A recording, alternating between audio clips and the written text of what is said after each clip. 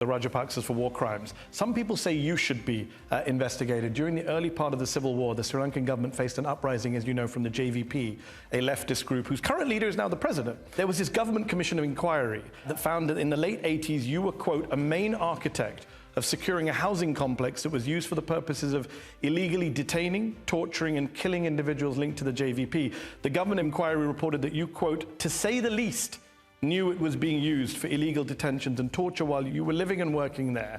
You didn't know what was going on there? You weren't involved? Where is the report? Sorry? Where is the report? It's called the Batalanda Commission report. So where is the report? Read from the report. I just did read from the report. You didn't read from the report.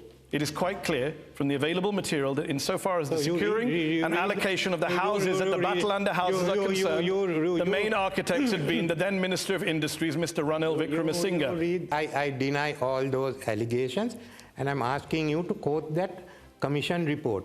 This is supposed to... I just quoted it to you. No, so where is that commission? Where has that commission report been tabled? There's a lot of evidence in this report. No, but it's not what evidence. There has to be a commission report. There is a report. It's called the Batalanda Commission report. There is no commission report. The commission report has to be tabled out. Okay, but the report still exists, whether it's tabled in Parliament or not. No, it's not tabled in Parliament, it's not report.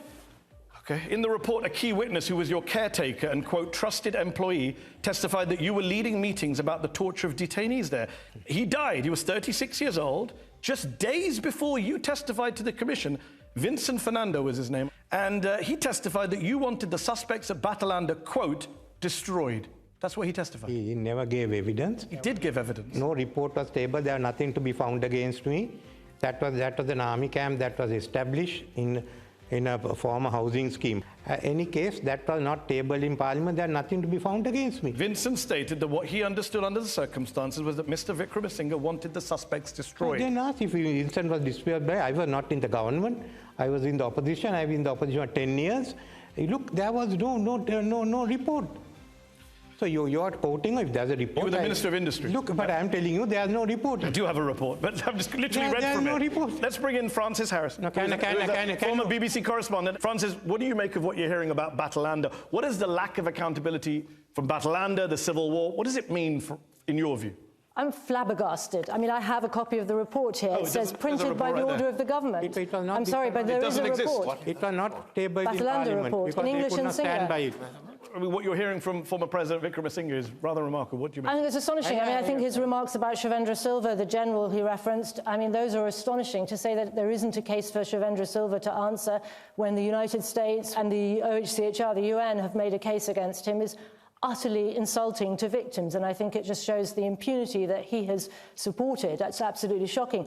And we look basically at the JVP uprising time, the late 80s, where torture was endemic, where enforced disappearance happened on a massive scale, and we look at the connection between that and the civil war, and what the connection is that you see the same alleged perpetrators, and you might say also some of the same politicians who were involved in one era of violence went on into the next era of violence, and that's because there was never any accountability, because there was complete impunity, and this just is a cycle that repeats itself.